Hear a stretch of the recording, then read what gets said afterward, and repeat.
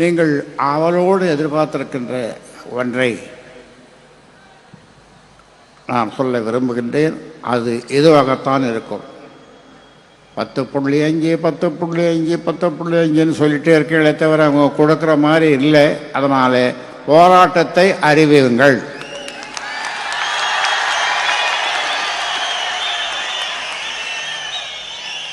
அதைத்தான் நீங்கள் எதிர்பார்த்து வந்திருக்கிறீர்கள் என்பது எனக்கு தெரியும்.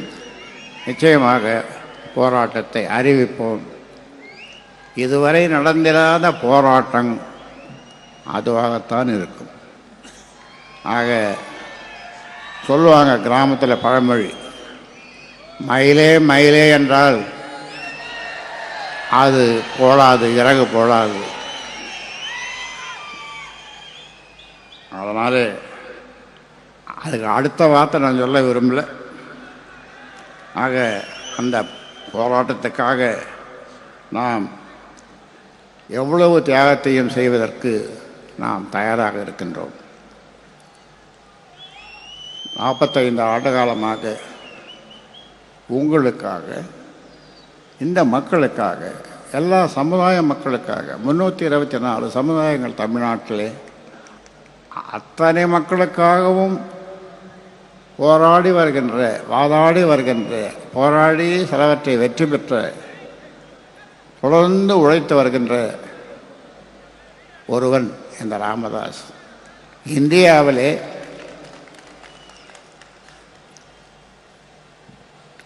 ஜெயபாஸ்கர் எழுதி புஷ்பவனம் குப்புசாமி அவர்கள் பாடியிருப்பார்கள், இந்தியாவிலே இதுவரை இது போன்ற ஒரு மனிதரை, ஒரு தலைவரை கண்டதுண்டா என்று. நானும் இப்பொழுது கேட்கிறேன். இதுபோன்று 34 வகையான அமைப்புகள், போராட்டங்கள், இடஒதுக்கீடு போராட்டங்கள், சமூக நீதிக்கான போராட்டங்கள் எல்லாம் இந்தியாவில் வேறு யாராவது ஒரு மனிதர் செய்திருக்கிறாரா? யாரும் இல்லை. என்னை போன்று யாரும் இல்லை. ஆனால் நான் இந்த சமுதாயத்தில் பிறந்ததினாலே எனக்கு வெளிச்சம் போட்டு காட்ட ஆள் இல்லை. ஊடகங்கள் மறைத்தார்கள். இப்பொழுது கொஞ்சம் வெளிச்சம் போட்டு காட்டிக் கொண்டிருக்கிறார்கள். ஆனாலும் சொல்லுகின்றேன், என்னை போன்று ஒட்டுமொத்த தமிழ்நாட்டு மக்களுக்கு, இந்திய மக்களுக்கு இடஒதுக்கீடாக இருந்தாலும், வேறு சமூக நீதியாக இருந்தாலும் உழைத்தவர் ஒரு தலைவர். நான் என்னை தலைவர் என்று சொல்லிக் கொள்வதில்லை. இந்தியா கண்டதுண்டா என்று புஷ்பவனம் குப்புசாமி பாடினாரே, யாராவது இருக்கிறார்களா அப்படி? இந்தியாவிலே யாருமே இல்லை. இந்தியாவில் யாருமே இல்லை, என்னை தவிர. நான் இதை பெருமையாக சொல்லிக்கொள்ள தயாராக இருக்கிறேன். ஏனென்றால் எத்தனை போராட்டம் என்னுடைய வாழ்விலே 50 ஆண்டு காலம், 45 ஆண்டு காலம் தொடர்ந்து உங்களுக்காக உழைத்து வருகிறேன். 95,000 கிராமங்கள், 95,000 கிராமங்கள்,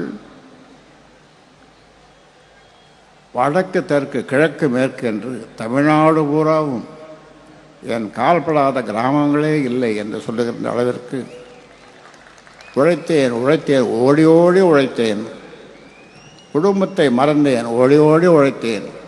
5 நாள் சம்பாதித்து 3 ரூபாய் ஊசி போட்டால் டாக்டர் ஃபீஸ் 3 ரூபாய், அதை வீட்டிற்கு கொடுத்துவிட்டு 5 நாள் சம்பாதித்ததை எடுத்துக்கொண்டு ஊராக சென்று கல்லிலும் முள்ளிலும் வரப்பிலும் வாய்க்காலிலும் சாப்பாடு இல்லாமல், தண்ணி வண்ணி இல்லாமல் இரவு பகலாக இந்த மக்களுக்காக பாடுபட்டு வருகிறேன். ஆனாலும் இந்த மக்கள் நன்றியுள்ள மக்கள். நீங்கள் செய்யப்போவதெல்லாம் நாமும் ஒரு முறை தமிழ்நாட்டை ஆள வேண்டும் என்ற எண்ணத்தோடு என்னுடைய பேச்சை நீங்கள் கேளுங்கள். என்னுடைய பேச்சை நீங்கள் கேளுங்கள். நான் ஆளப்போவதில்லை, எனக்கு அந்த ஆசையும் இல்லை. அந்த ஆசை இருந்திருந்தால் நான் இந்தியாவிலே கவர்னராக இருந்திருப்பேன், அல்லது இந்தியாவிலே பல முறை அமைச்சராக இருந்திருப்பேன், தமிழ்நாட்டையும் ஆண்டிருப்பேன், எல்லாவற்றையும் செய்திருப்பேன். ஆனால் எனக்கு அந்த ஆசை இல்லாமல் போய்விட்டது. மக்களுக்காக வாழ்ந்தேன், மக்களுக்காக வாழ்கிறேன், உங்களுக்காக வாழ்கிறேன், உங்களுக்காக வாழப்போகிறேன். நான் ஒரு முறை சொல்லியிருக்கிறேன், தமிழக முதல்வர் தம்பி ஸ்டாலினிடம் நேரே சொல்லியிருக்கிறேன், இந்த ஊமை ஜனங்களுக்காக, தம்பி உங்களை விட்டால் வேறு யார் இருக்கிறார்கள், அதனாலே இந்த 10.5 கொடுங்கள் என்று கோட்டைக்கு சென்று அவரிடம் வாதாடி இருக்கிறேன்.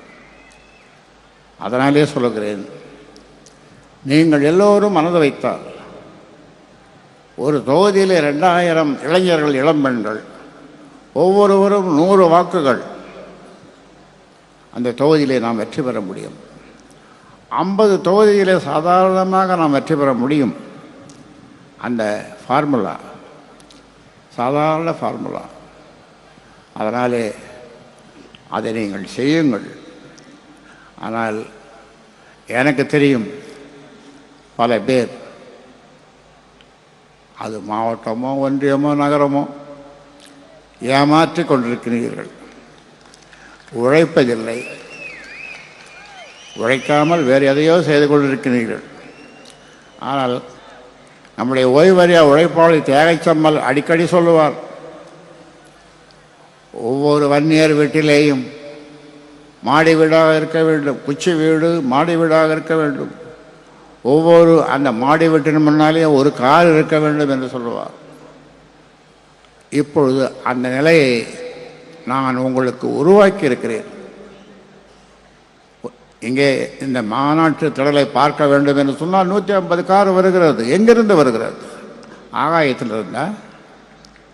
என்னுடைய உழைப்பினாலே, என்னுடைய சிந்தையினாலே, நான் பட்ட கஷ்டங்களாலே, தண்ணி வெண்ணி இல்லாமல் நான் 95,000 கிராமங்களுக்கு என்னுடைய பாதங்கள் பட்டு தேய்ந்து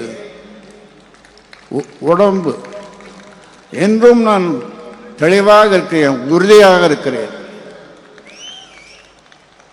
என்னிடம் வருகிறவர்களை சொல்லுவேன், தம்பி உன் கையை காட்டு, உனக்கு வலிக்கிறதா என்று சொன்னால் விட்டு விடுகிறேன். ஐயோ ஐயா விட்டுடுங்க விட்டுடுங்க என்று சில பேர் கதறிக்கொண்டு ஓடினார்கள்.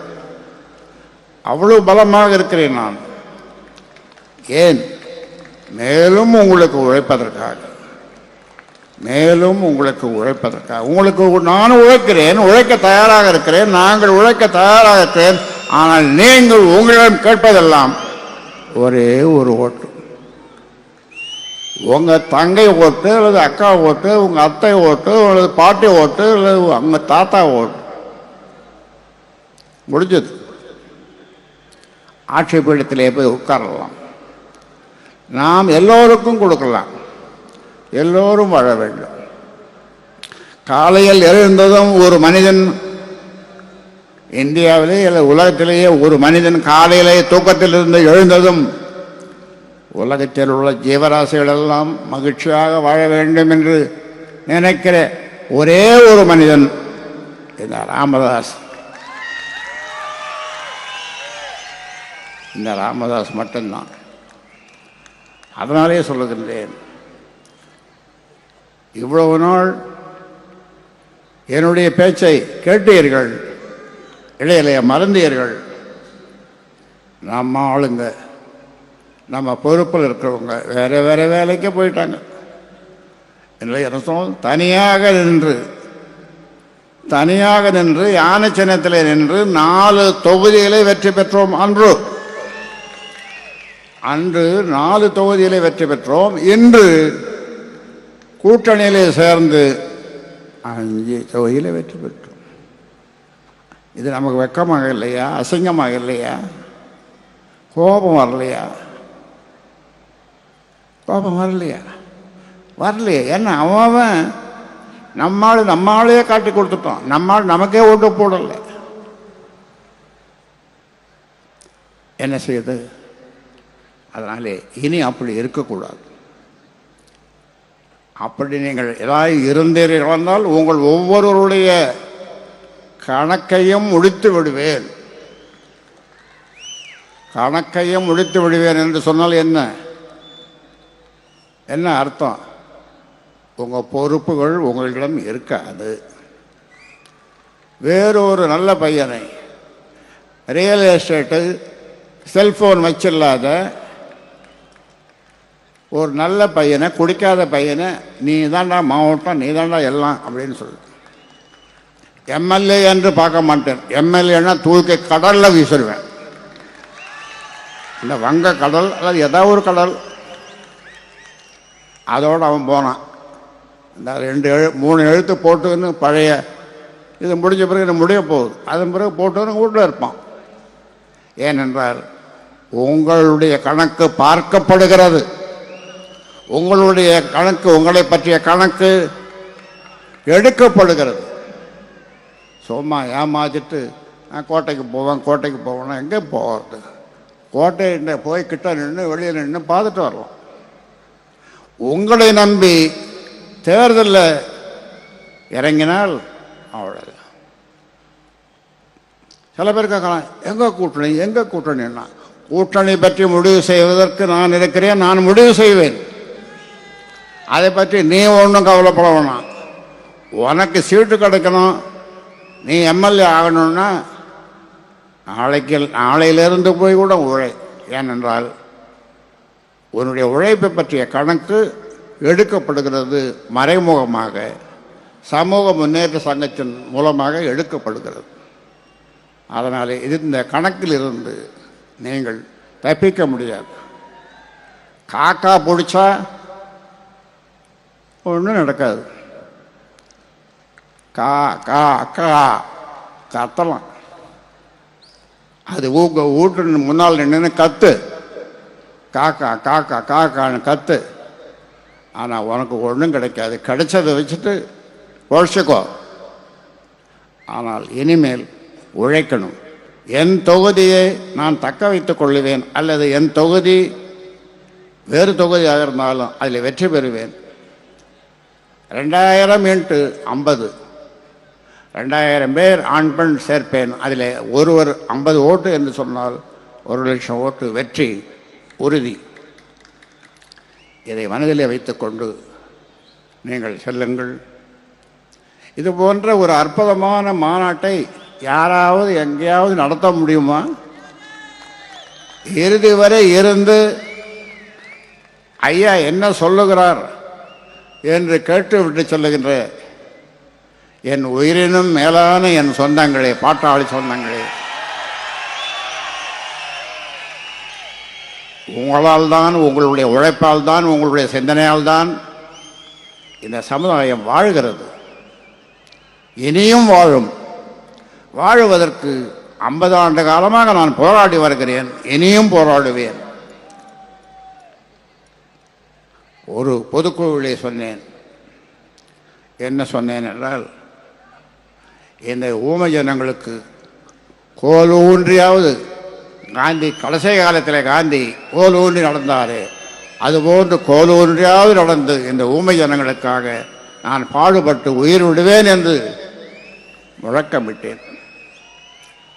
அதனாலே சொல்லுகிறேன், வெளிப்பூச்சு, வெளி வேஷம், வெளி பேச்சு, கூட்டணி, அந்த கூட்டணி, இந்த கூட்டணி, கட்சிக்குள்ளே கூட்டணி, கட்சிக்குள்ளே கூட்டு, இதெல்லாம் நடக்காது தம்பி, நடக்காது கண்ணு. அதனாலே நீ உன்னை திருத்திக்கொள்.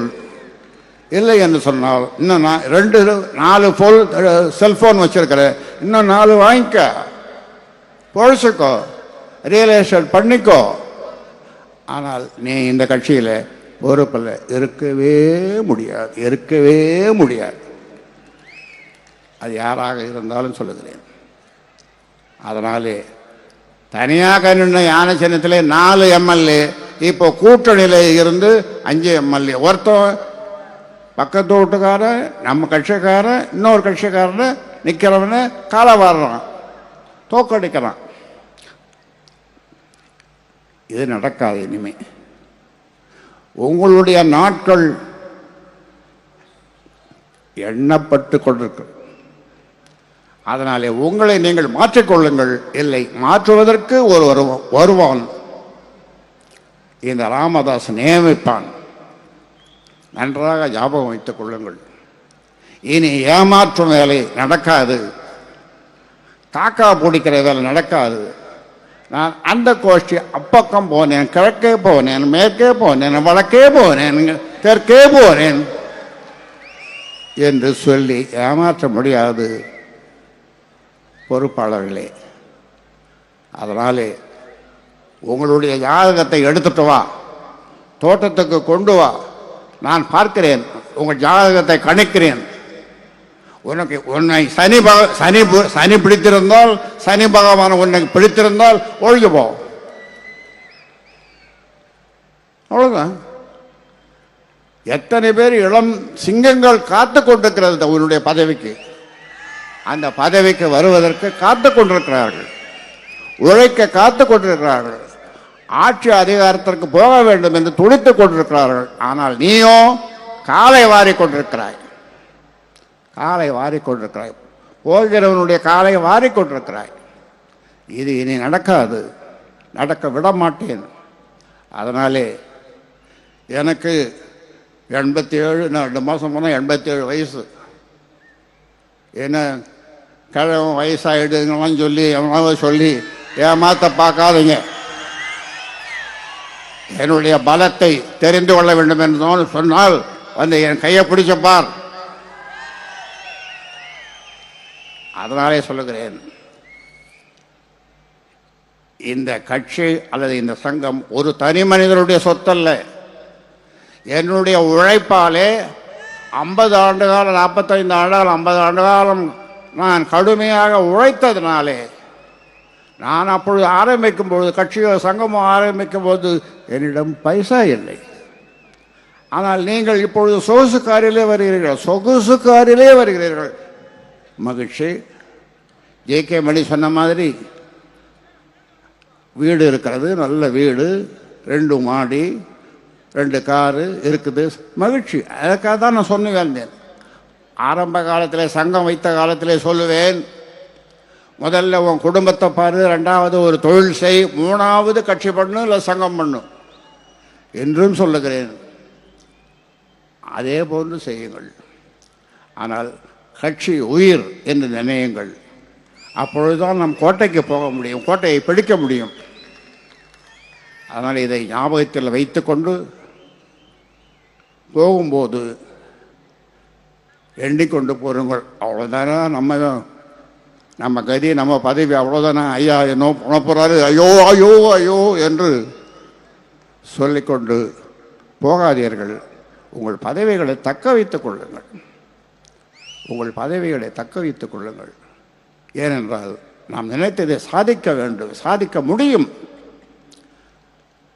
அதனால் இதை சொல்லி உங்களுக்கு என்னுடைய வாழ்த்துக்களை சொல்லி பாதுகாப்பாக போவோம் எல்லாரும்.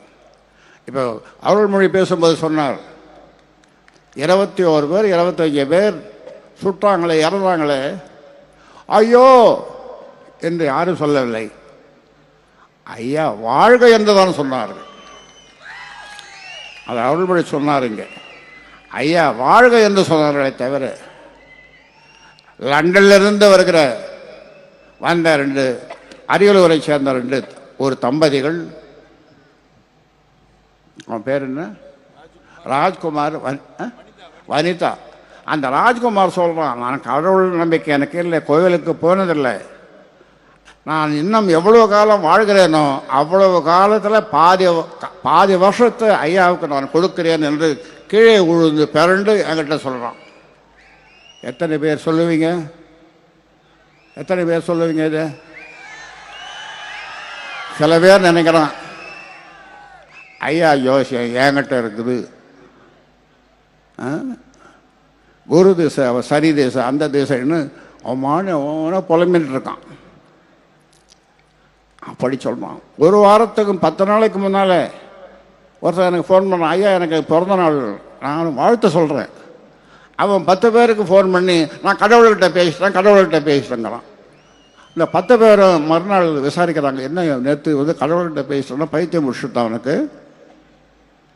அப்புறம் சொல்கிறாங்க, நான் ஐயா கிட்ட பேசுகிறேன். ஆமாண்டா, எங்களுக்கும் அவர் தான்டா கடவுள், அதை சொல்கிறதாடா உண்டோ, நேற்றே சொல்லியிருக்கலாம் மேடம் அப்படி, உங்களை பற்றி கவலைப்பட்டு கிடந்தோம். இப்படியெல்லாம் நினைக்கின்ற இந்த காலத்தில் என்னுடைய ஆசை, நாம் ஆள வேண்டும்.